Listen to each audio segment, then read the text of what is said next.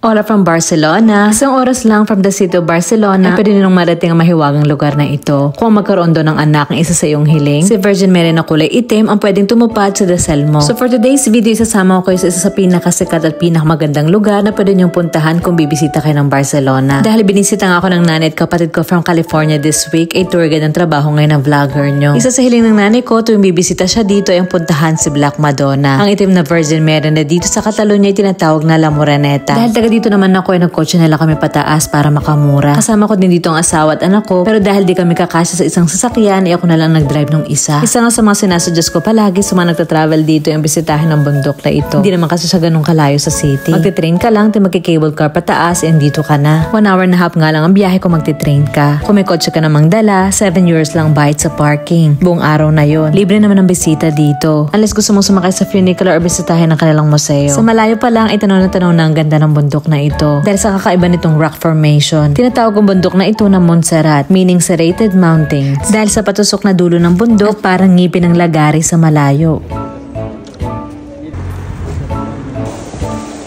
Una namin ginawa ng kapatid ko habang nagsisiyar yung mga kasama namin, itingnan ko anong oras kami pwedeng sumakay sa funicular de San Juan. Gusto kasi namin marating ang tuktok. Every 12 minutes daw ay may available na train ng mga akyat pataas. At until 5 PM daw pwede daw kami sumakay. So dito inuna na lang muna namin bisitahin ang monasteryo. Nanginig nga pala sa lamig itong kapatid ko. Sinabi ko na nga kasing sobrang lamig dito. Ang nipis pa rin ng jacket na sinuot. Nawalan tuloy ako ng scarf nang wala sa oras. Kaya kung pupunta kayo dito kahit summer, magdala pa rin kayo ng jacket. Medyo mahangin din kasi dito sa taas. Isa nga pala sa ginagawa ng mga hikers dito ang abangan na pagsikat ng araw. Pero hindi mo naman kailangan gawin yun kasi meron namang hotel dito kung saan pwede ka magstay ng one night para makita mo ang sunrise. Ipapasok ko naman kayo sa loob ng simbahan. Flex ko lang itong nanay ko na excited na ipahid di alin prayers niya kay La Moreneta o Black Madonna. Nung pinapasok kami, wala naman kami binayaran. Medyo madilim sa loob at malamig. Parang museum ang loob dahil sa dami ng painting sa wall na iyong makikita. May pagka-gothic ang style ng ilang parts ng simbahan. Nadaanan din namin itong napakagandang mini chapel sa loob na tinatawag na Sala de Cambril. Nag-collaborate din pala sa pag-design ng chapel na ito ang sikat na artist si Anthony Gaudi. At sinasabing ang bundok ng Montserrat ay isa din sa inspirasyon ni Gaudi sa pagbuo ng sikat na simbahan ng Barcelona, ang La Sagrada Familia. Nakapila na kami ngayon para bisitahin si Black Madonna. Isa sa mga unang tanong ko sa asawa ko nung unang punta ko, bakit itim ang kulay ni Virgin Mary dito? Ang statue daw ni Black Madonna ay gawa sa kahoy. Hindi daw ito dating itim nung na-discover ng mga shepherds back in the year 880 AD. Tagal na, no? Nabago lang kulay nito naturally nang dahil sa usok ng mga kandila at incense na inaali ng mga tao noon to worship the Virgin Mary. In short, tinamad na yata maglinis araw-araw. Kaya hinayaan na lang nila mangitim ito. At dahil din gawa ito sa kahoy, hindi na maiwasan ang pag-itim. Naglight kami ng candles para sa aming pamilya. Kahit wala kang baong barya, may machine for credit cards naman sila. Yo no tengo más. Vale, va. Yo necesito.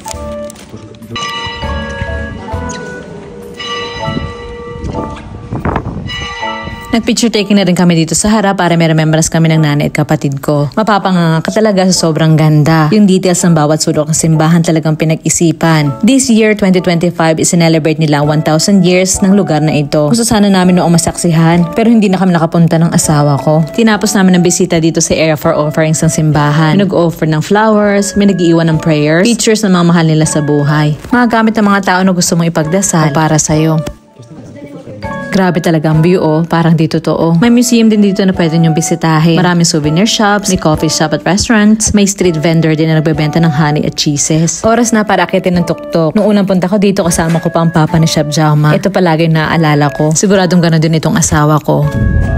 Wow! Look there. It's nice, right? Yeah. Look at the view.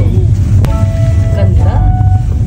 17 euros nga pala ang ticket per adult pataas. 13 euros naman para sa mga bata. Sobrang worth it naman pagdating sa tuktok. Maraming viewpoints kung saan kitang-kita ang ganda ng Montserrat at ang mga lugar na nakapaligid dito. Kung pupunta ka lang din naman, wag mo na itong palagpasin para itong paraiso. Pagdating dito sa taas, pwede ka din maglakad-lakad. Magbaan ko na lang siguro ng pagkain, di naman bawal. May mga ilang mini chapels at kuweba din dito na pwede mong bisitahin. Hindi na kami naglakad-lakad dito sa taas sa sobrang lamig ng panahon. Baka kasi magkasakit pa itong mga kasama ko. Hindi ko na binidyohan pero dito na lang din kami kumain. Marami namang choices sa food dito. Uwi na kami bago pa gumabi. Ang gaan ang pakiramdam ko after bisitahin ng lugar na ito. Lalo na kasamang nanay at kapatid ko. Sana isang araw makasama ko din dito ang buo kong pamilya. Pagka uwi, inilutuan naman sila ni Chef Jaume ng paella. Hindi sila pwede nga alis ng Spain nang di natitikman ang palagi kong ibinibida. So nga dito na lang muna ang kwento ko. Pasensya na kayo at medyo madalang ako mag-vlog ngayon. Medyo busy kasi ang lola niyo. So siya hanggang sa susunod. Adios!